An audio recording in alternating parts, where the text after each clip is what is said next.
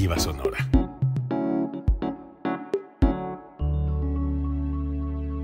Código Libre.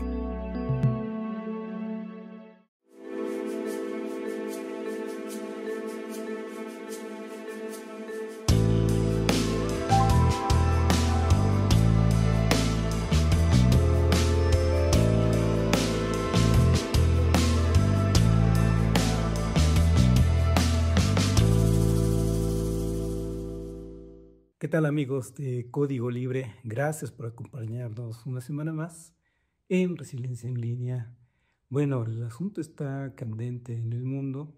De repente México dejó de ser la sensación mundial también, particularmente y de manera lamentable por el asunto del perseguimiento de los migrantes, especialmente mexicanos, en Estados Unidos a manos de Donald Trump, de una manera cobarde, claro.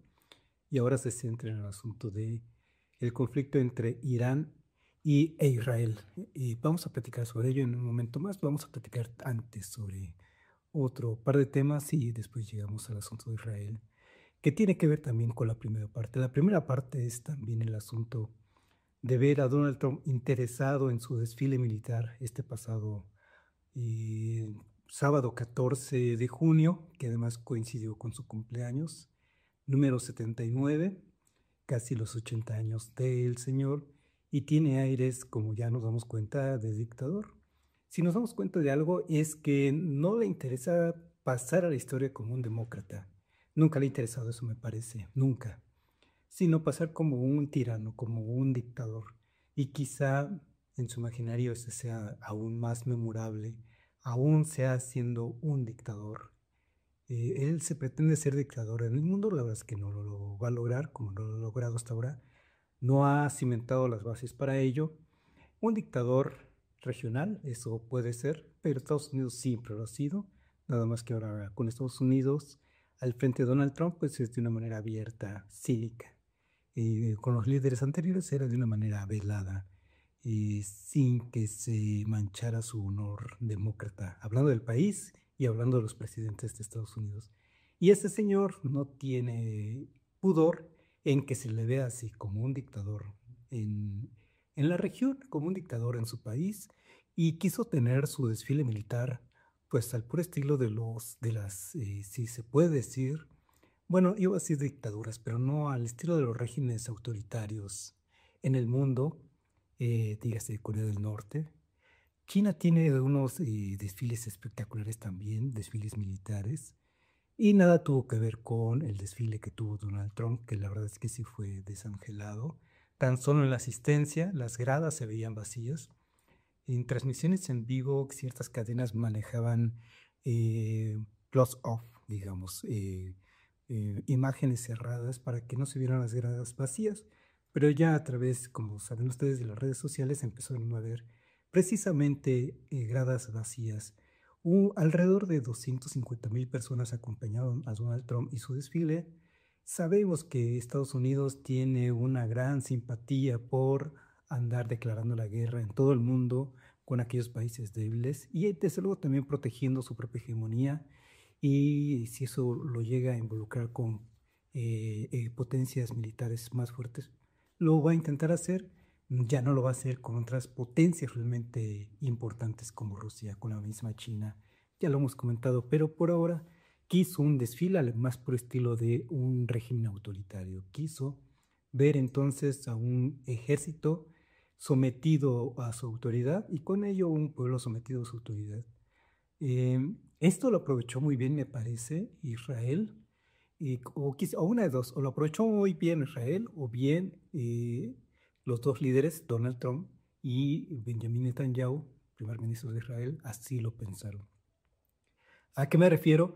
A que en esos días también precisamente iniciaba la incursión militar sorpresa de parte de Israel hacia el territorio de Irán, y no solo al territorio, sino a la capital de Irán, de manera directa y de manera eficiente y de manera contundente, hay que decirlo también. No soy partidario del sionismo que dicta en estos días las vidas de, de los israelíes, ni las muertes en territorios como la Franja de Gaza y ahora Irán, pero hay que reconocer que Israel ha estado preparado para este momento. Digo, hay que reconocer porque estamos tratando de ver un análisis geopolítico de la situación.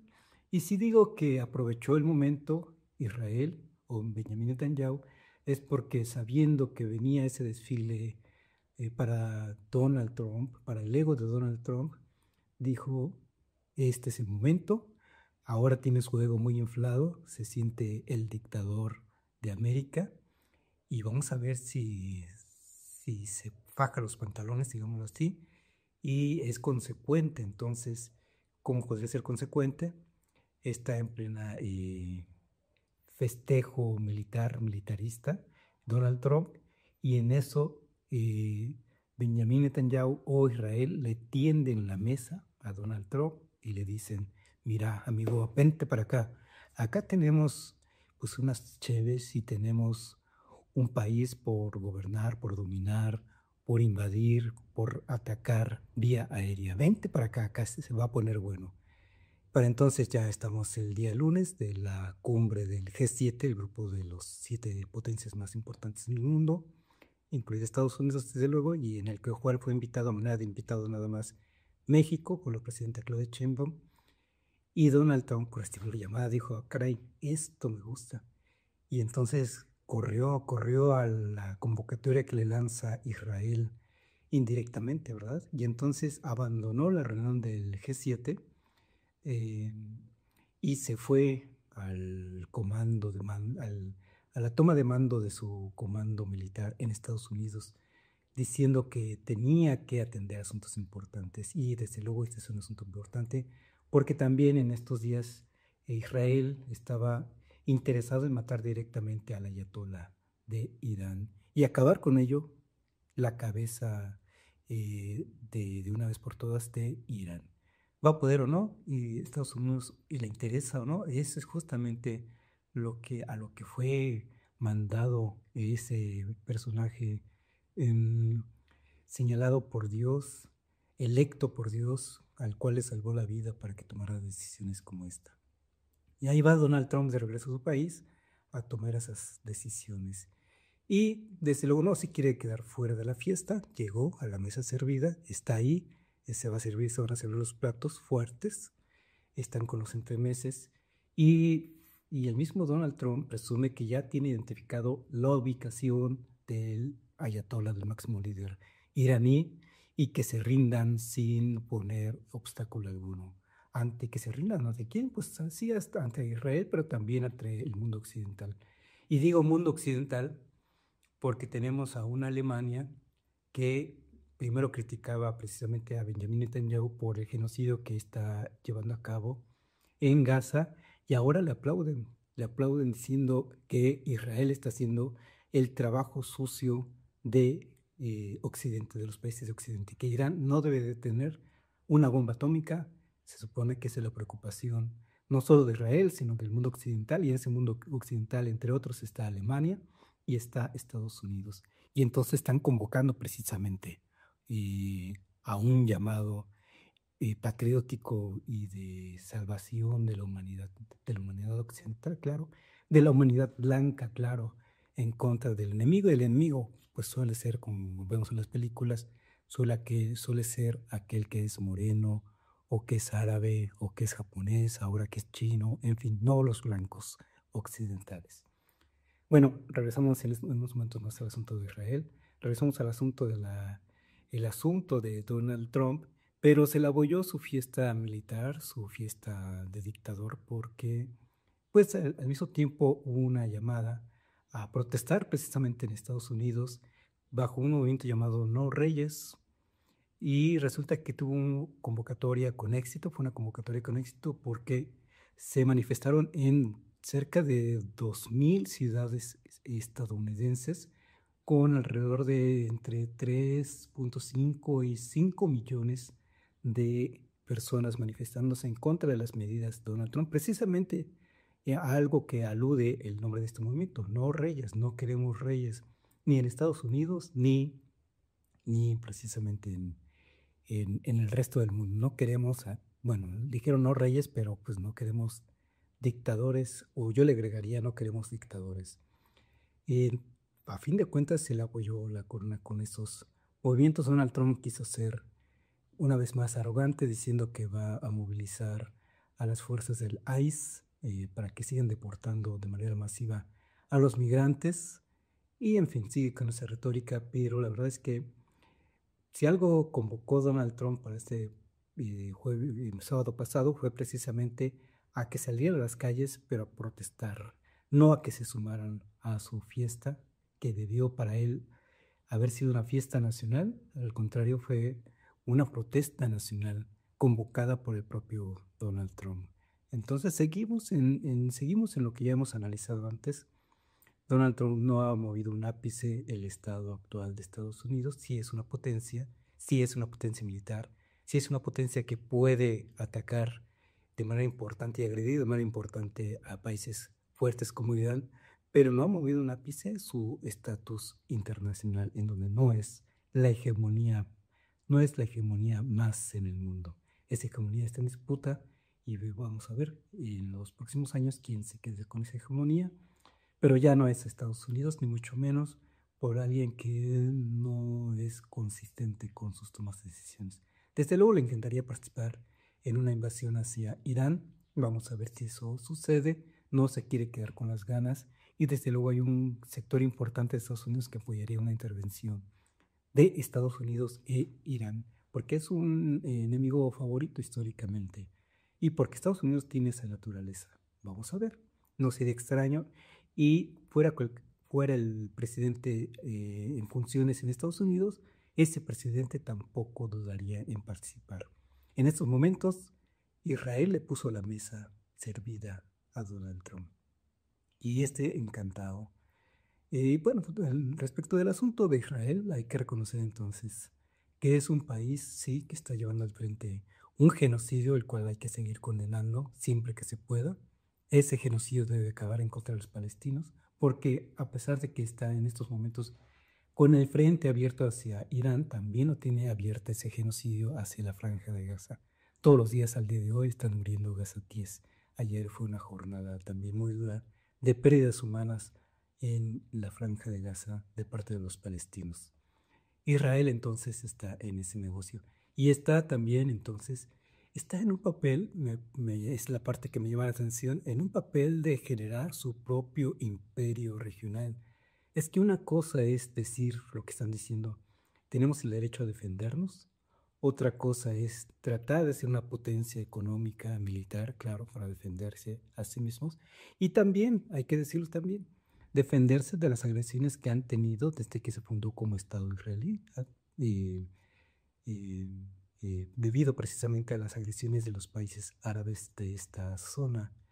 Pero otra cosa es cuando te sientes con la fuerza, con la posibilidad, cuando te sientes con la autoridad moral, cuando sientes que nadie te puede poner oposición y te lanzas a agredir y querer controlar no solo a Israel, no solo a Irán, sino también, ya ven ustedes, la Franja de Gaza, a los palestinos, al Líbano, a Siria, a Omán y toda esa región precisamente.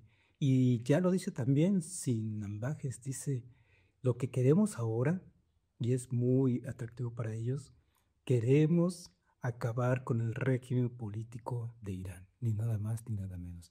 Al puro estilo estadounidense, quieren llegar, derrocar un régimen político instaurado, posiblemente demócrata, posiblemente no, eso ya está por el debate, pero a fin de cuentas quieren tumbar un régimen político, económico o político-cultural a un gobierno, desde luego, que esté afines a los intereses de Israel.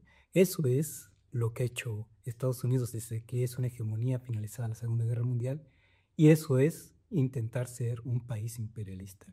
País imperialista sabemos quiénes son: Estados Unidos, lo ha sido Alemania, lo ha sido Francia, lo ha sido Reino Unido, Japón también fue un imperio en su momento, y ahora Israel siente que es su momento de ser un imperio más. ¿Por qué no un imperio regional?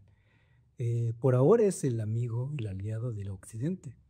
Si sigue creciendo su influencia, porque vemos que tiene poder, capacidad de seguir creciendo económicamente, militarmente, diplomáticamente, y pues entonces, ¿qué le depara en años más?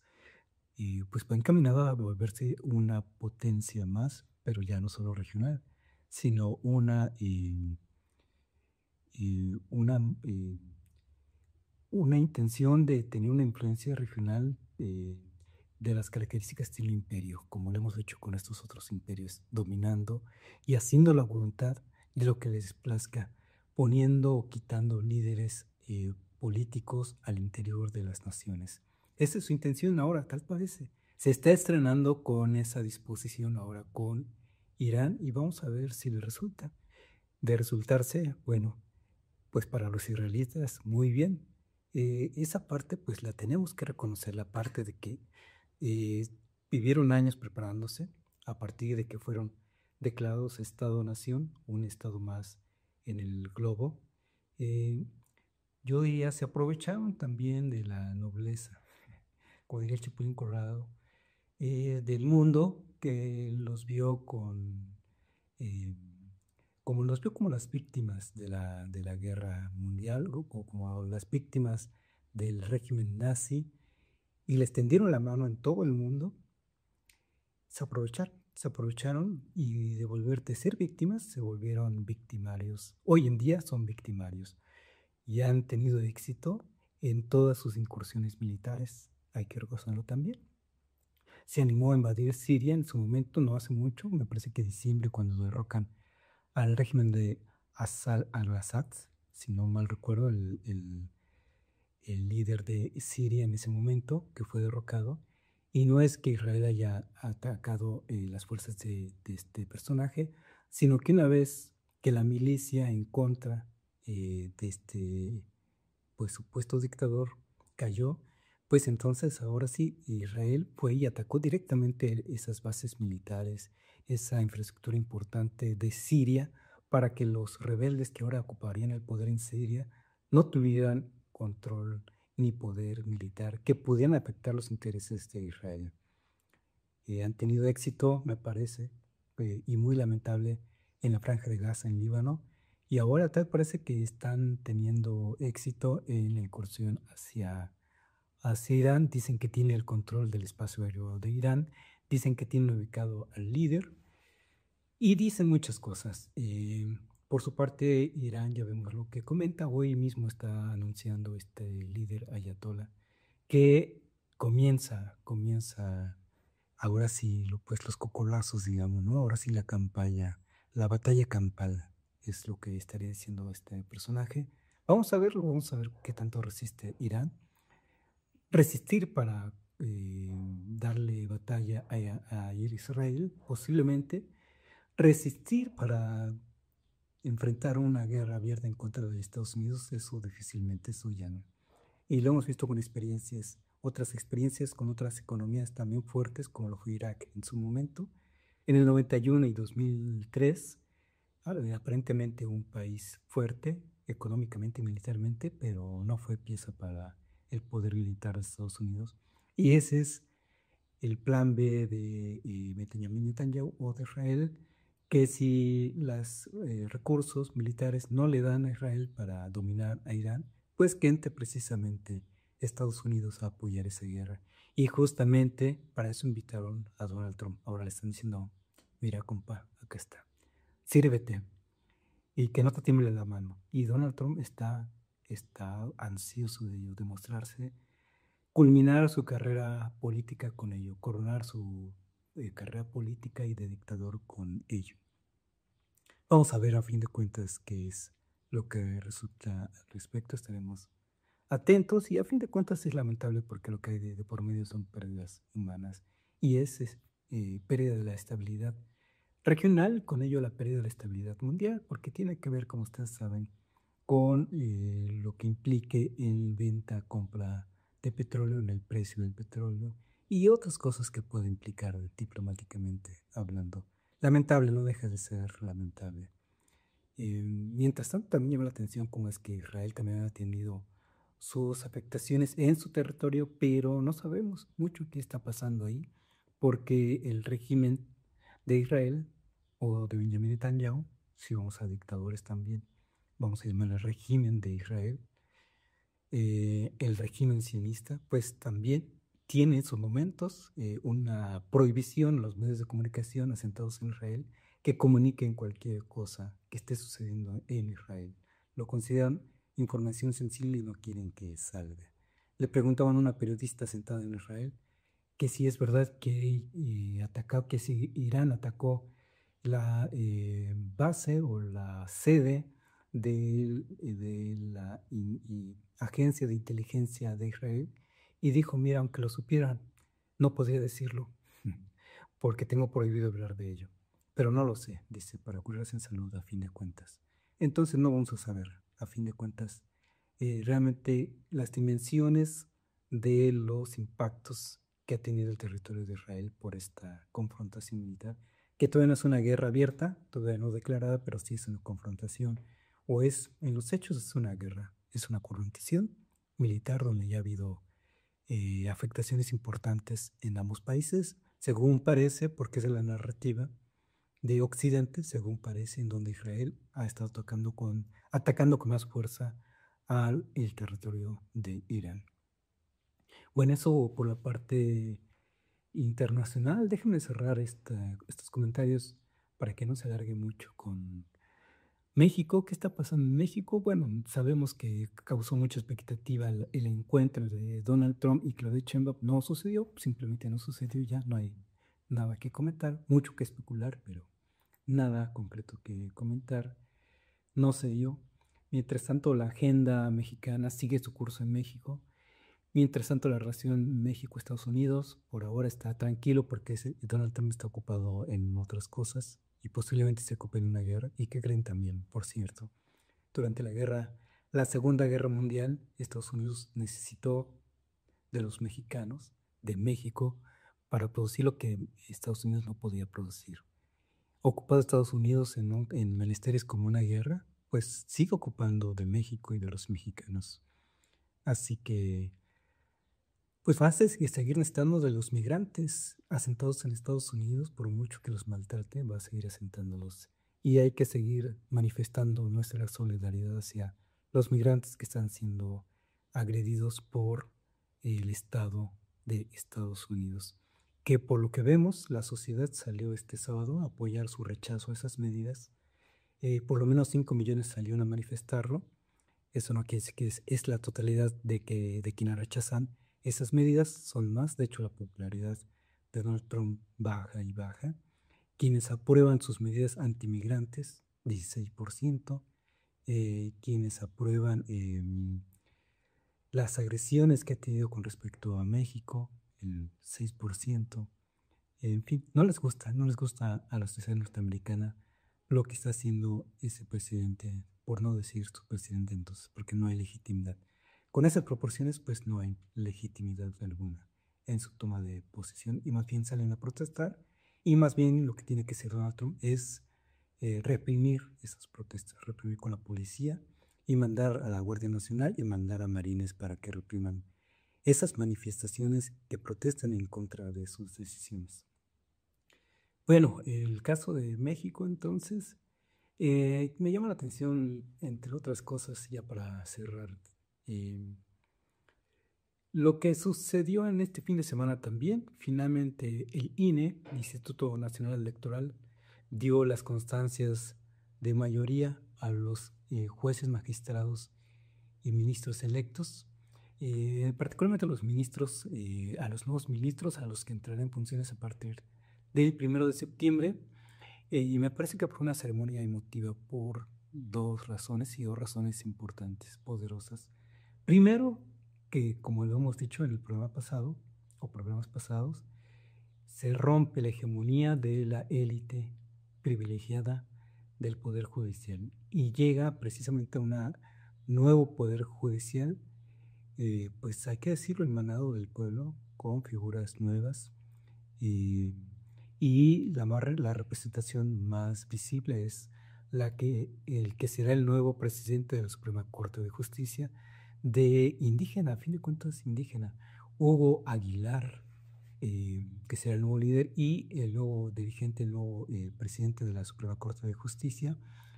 Y en ese primer mensaje que dio al recibir su constancia de mayoría, emitió un mensaje en primer lugar en su lengua, en una lengua indígena.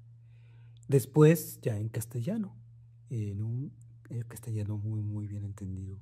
No dejé de pensar en ese momento que estaba escuchando su mensaje, para mí muy emotivo, cuando el anterior presidente del INE, Lorenzo Córdoba, se burló precisamente de cuando tuvo una reunión con un grupo indígena y se burló abiertamente de cómo hablaban, cómo se expresaban este grupo indígena o esas personas que fueron a hablar con él. Y mostró su clasismo. Se evidenció, salió a luz pública. Los partidos políticos lo acobijaron, incluso el PRD, estamos hablando, no sé, de por ahí de 2012, no recuerdo, de principios de esta década pasada. Se burló de ellos y ahora viene la revancha, digamos. La revancha de la nación, diría yo, porque a mí me alegra que se rompa, que se caiga esa élite privilegiada que tenía un montón de privilegios que ya se han exhibido en otros momentos desde la mañanera y desde los medios de comunicación y que ahora viene a ocuparse del Poder Judicial otro perfil de personajes, para empezar con una indígena a cargo de la presidencia de la Suprema Corte de Justicia. Eso no deja de causarme mucha emoción y mucha esperanza en lo que viene para México y la justicia mexicana. Y también el otro hecho importante también y poderoso me parece también el mensaje de Guadalupe Tadei como presidenta del INE, también reconociendo esta jornada que vivimos el 1 de junio como una jornada democrática con resultados democráticos, muy a pesar de lo que dicen los medios de comunicación de la prensa corporativa. Tenemos a este personaje que ahora transmite desde España, no vive en México, diciendo esto fue un... Me gusta, fíjense que no usa la palabra fraude. No sé, una tomada de pelo, ahorita no recuerdo el término exacto que usó, pero no usa fraude, seguramente cuidándose. Porque, ¿y por qué? Porque su único argumento para decir que esto es un fraude, a fin de cuentas, es decir que hubo distribución de los dichosos folletos que mandaban a llamar, invitaban a votar por ciertos ministros, ciertos jueces, ciertos magistrados. El acordeón le dicen, ¿no? Entonces le llama, estos comunicadores le llaman los ministros del acordeón. Nada más con ese elemento. Y qué bueno que lo traigan a colación, porque cuando fue el fraude electoral de 2006 en contra de López Obrador, no fue solo un acordeón, fueron muchas prácticas antidemocráticas, fraudulentas, de defraudación, desde compra del voto, desde coacción del voto, el famoso, ¿cómo le llaman esto? Se me fue la palabra, se me van las palabras. El carrusel en donde un grupo de personas llegan a una casilla, votan, y ellos no se mueven en un vehículo hacia otra casilla y estos mismos votan. O una jornada en donde hasta las personas muertas resulta que habían votado. En fin, unas robadas. En fin, todo un escándalo de defraudación electoral en 2006. Y este personaje que transmite desde España dice, respecto del 2006, dice, no tienen una sola prueba. Después de que hay un cúmulo de pruebas, dice, no hay una sola prueba de que argumente que hay un fraude. Y ahora este señor, con una sola prueba, dice que esto es, y esa es la palabra que usó, esto es un escándalo. Dice.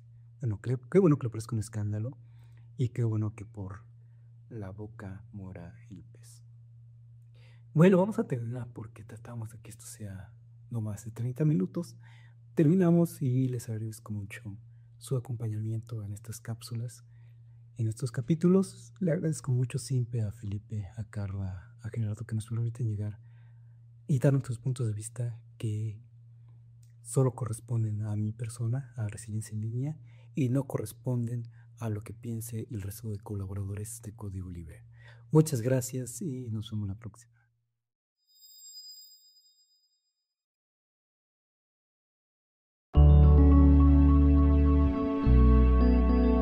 Código Libre.